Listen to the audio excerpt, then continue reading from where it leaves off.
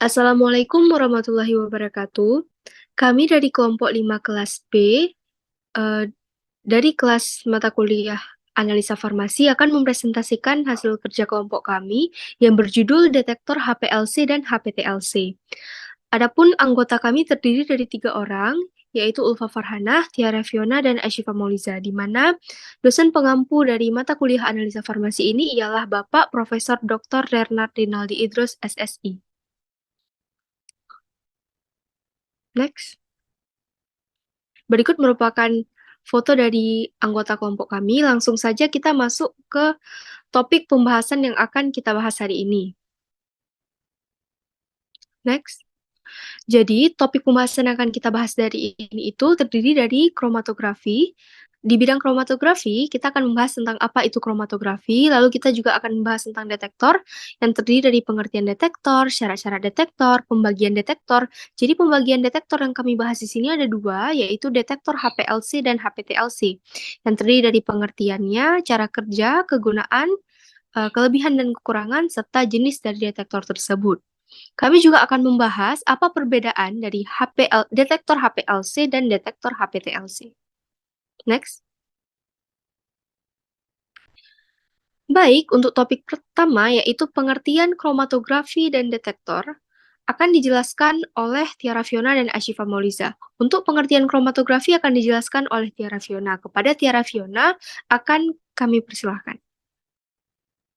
Baik, terima kasih pada moderator. Selanjutnya ada pengertian kromatografi. Jadi kromatografi itu adalah metode untuk memisahkan komponen dari suatu campuran berdasarkan jumlah relatif dari setiap komponen yang didistribusikan antara aliran fluida yang bergerak atau mobile fase dan fase diam stationary fase. Nah, jadi di sini fase gerak itu adalah pelarut yang membentuk analit untuk melewati fase diam, sedangkan fase diam adalah tempat terjadinya pemisahan analit dari campuran. Terima kasih, saya kembalikan ke moderator. Baik, terima kasih kepada Tiara Fiona. Untuk topik berikutnya yaitu pengertian detektor yang akan dibahas oleh saya sendiri, Ashifa Mauliza. Jadi, menurut KBBI, detektor ialah alat untuk mendeteksi atau mencatat di mana pekerjaan detektor ini dia bekerja secara otomatis. Contohnya itu seperti mencatat perubahan tekanan dan suhu.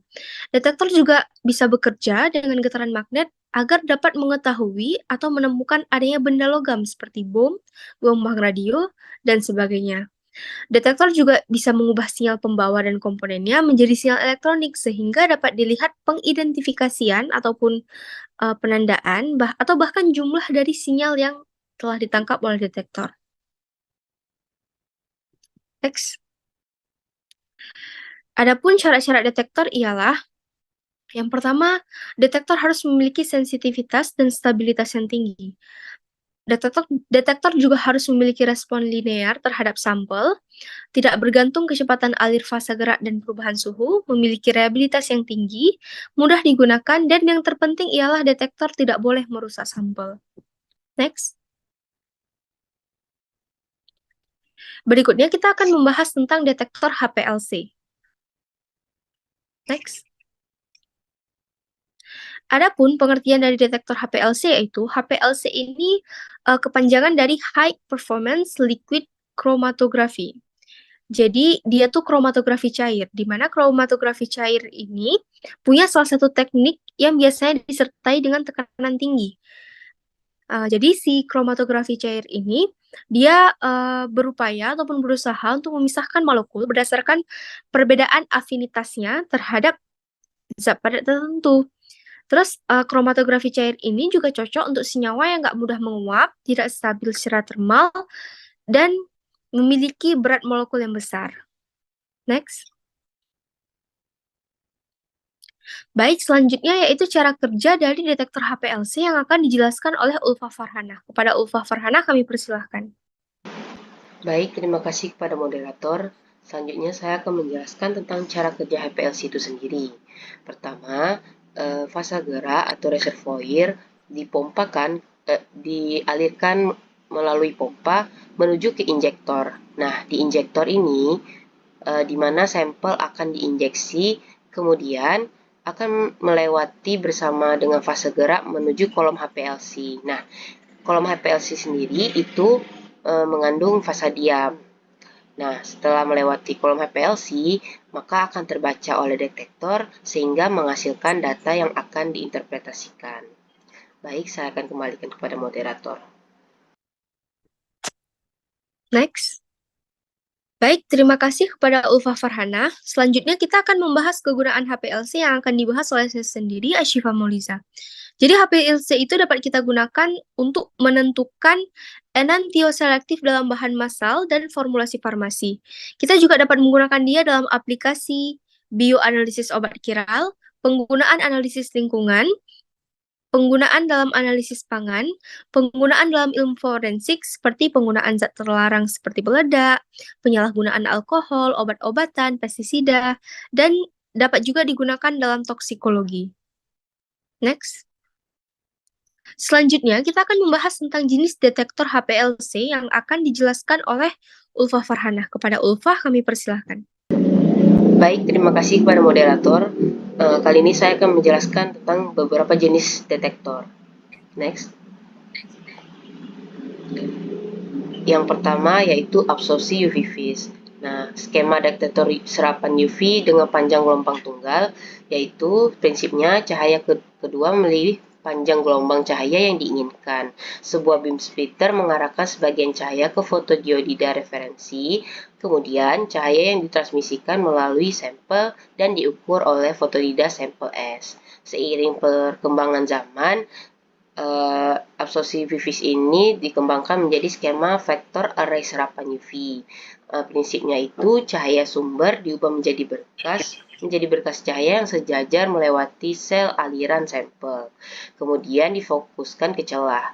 Kisi menyebabkan cahaya yang ditransmisikan ke susunan fotodiodida yang kemudian merekam spektrum serapan penuh dari sampel titik cahaya yang dipisahkan secara spektral menimpa susunan fotodioda menciptakan pasangan elektron lubang.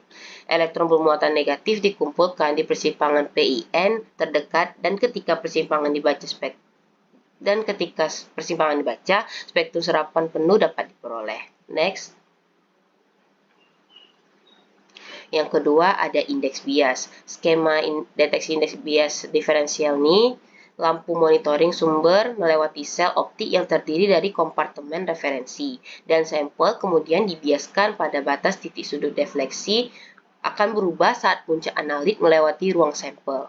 Kemudian direkam oleh detektor yang sensitif terhadap letak titik diagram.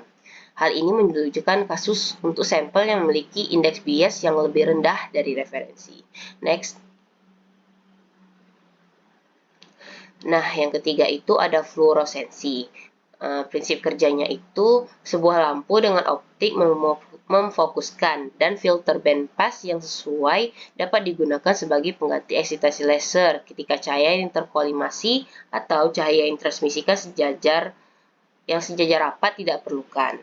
Fluoresensi yang dipancarkan dideteksi oleh PMT yang dapat dioperasikan dalam mode pengerjaan langsung atau metode perhitungan foton.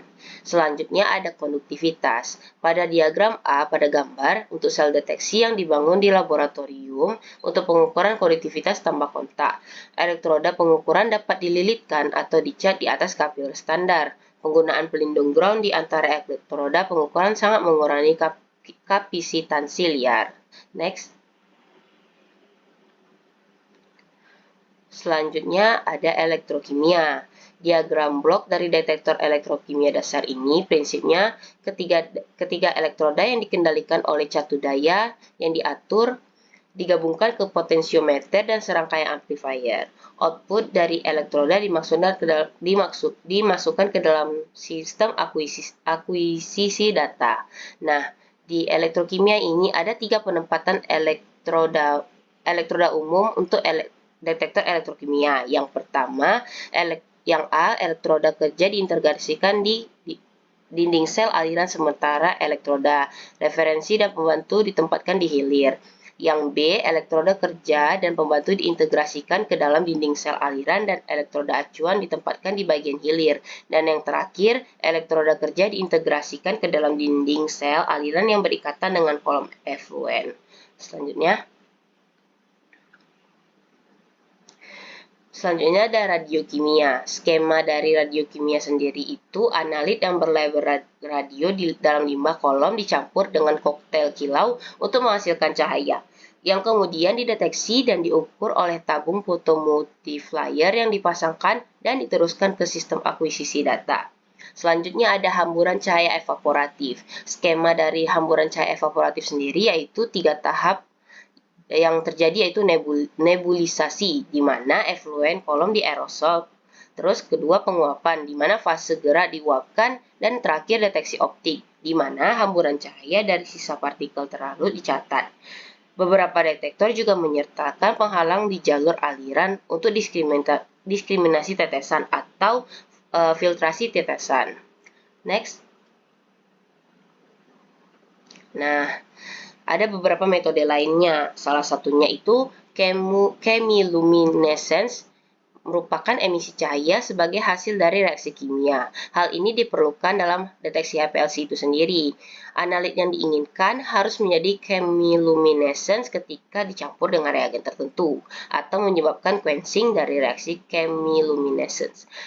Namun, perbedaan utamanya adalah tidak diperlukan cahaya eksitasi dan tidak perlu menyaring cahaya eksitasi yang tersebar. Oleh karena itu, latar belakang dalam deteksi chemiluminescence ini bisa sangat rendah.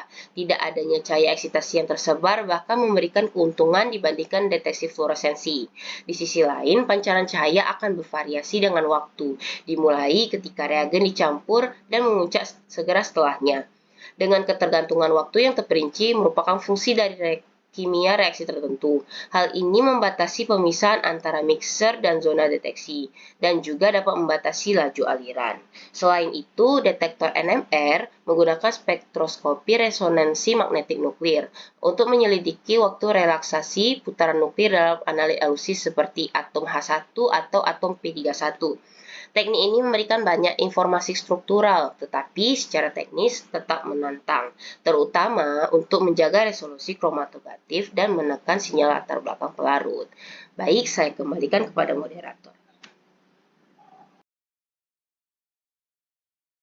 Baik, terima kasih kepada Ulfa Farhana. Next. Selanjutnya, kita akan membahas tentang detektor HPTLC. Next. Nah, pengertian dari detektor HPTLC akan dibahas oleh saya sendiri, ya, Syifa Mauliza. Jadi, HPTLC atau High Performance Thin Layer Chromatography, dia ini merupakan perkembangan dari metode TLC, Thin Layer Chromatography, atau kromatografi lapis tipis. Jadi, HPTLC ini dia sering digunakan dalam analisis kualitatif maupun kuantitatif. Karena HPTLC menggunakan teknik konvensional atau dengan cara yang lebih dioptimalkan. Adapun kromatografi lapis tipis ini ialah teknik pemisahan campuran yang berdasarkan atas 2 fase, yaitu fase gerak dan fase diam. Fase gerak yang digunakan pada kromatografi lapis tipis itu berupa cairan atau sampelnya itu cair, sedangkan fase diamnya itu berupa padatan gitu. Prinsip pemisahan pada KLT ini dia tuh berdasarkan atas absorpsi senyawa-senyawa oleh si fase diam sama fase gerak. Secara ringkasnya, pemisahan yang terjadi pada KLT itu dapat terjadi karena perbedaan kepolaran antara senyawa dalam campuran yang ada di dalam fase diam dan fase gerak. Dan perbedaan kepolaran inilah yang menyebabkan terjadinya pemisahan yang diamati melalui adanya bercak ataupun noda dengan nilai RF yang berbeda berdasarkan kecepatan migrasi dari tiap senyawanya. Next. Selanjutnya, prinsip kerja HPTLC yang akan dijelaskan oleh Tiara Fiona. Kepada Tiara Fiona, kami persilakan. Baik, terima kasih pada moderator. Selanjutnya, prinsip kerja HPTLC yaitu memisahkan sampel berdasarkan perbedaan kepolaran antara sampel dengan pelarut yang digunakan. Nah, di sini teknik ini biasanya menggunakan fase diam dari plat silika dan fase geraknya disesuaikan dengan jenis sampel yang ingin dipisahkan. Nah, ini cara kerja dari HPTLC, yaitu yang terdiri dari injektor sampel, dia tuh gas nitrogen, detektor, recorder. Nah, ini merupakan komponen dari HPTLC. Jadi cara kerjanya itu yang pertama, sampel yang akan dianalisa dimasukkan ke dalam injektor, Kemudian dari injektor tersebut ada pipa yang terhubung ke gas nitrogen. Nah, di sini gas nitrogennya berfungsi sebagai fase gerak yang terhubung dengan injektor sampel. Terus nanti detektor ini akan mendeteksi senyawa yang dianalisis. Terus hasil dari deteksi ini akan ditampilkan di recorder. Terus ini ada kelebihan dan kekurangan HPLC. Yang pertama kelebihannya yaitu tebal, sehingga keseragaman menghasilkan garis dasar stabil dalam densitometri. Terus yang kedua, jarak pengembangan dan waktu lebih singkat. Terus yang ketiga, pita difusi rendah menghasilkan keterpaduan pita sampel. Terus yang keempat, mikrosampel dapat dianalisis. Nah, di sini sampel yang berukuran nanogram dan pikogram itu bisa dianalisis menggunakan HPLC. Terus kekurangannya yaitu harganya itu mahal.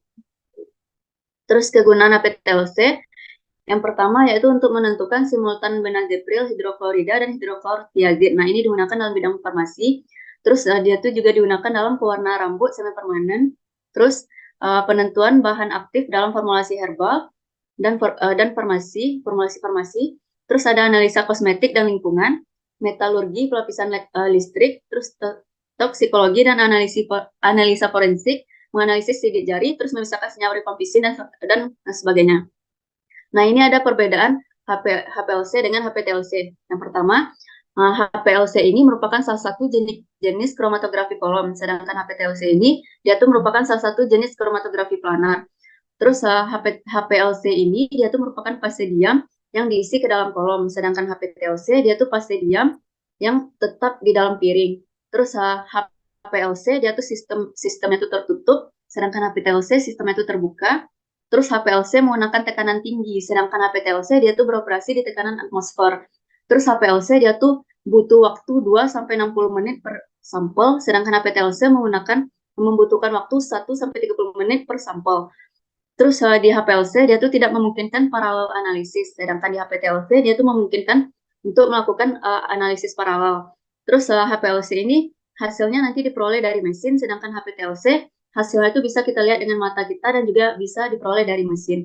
Terus HPLC ini dia tuh memiliki resolusi yang lebih tinggi, sedangkan HPTLC dia tuh memiliki resolusi yang sedang. Nah, sekian yang dapat saya sampaikan. Saya kembalikan ke moderator. Baik, terima kasih kepada Tiara Fiona. Berikut merupakan referensi yang kami ambil dalam pembuatan PowerPoint dengan judul detektor HPLC dan HPTLC. Next. Baik, dengan berakhirnya presentasi dan pemaparan materi dari Tiara Fiona, maka berakhir pula presentasi kami hari ini. Saya selaku moderator mohon pamit undur diri. Mohon maaf apabila ada kesalahan dan kekurangan, baik dari segi penyampaian materi maupun ketika saya membawa presentasi hari ini. Lebih dan kurang saya mohon maaf. Assalamualaikum warahmatullahi wabarakatuh.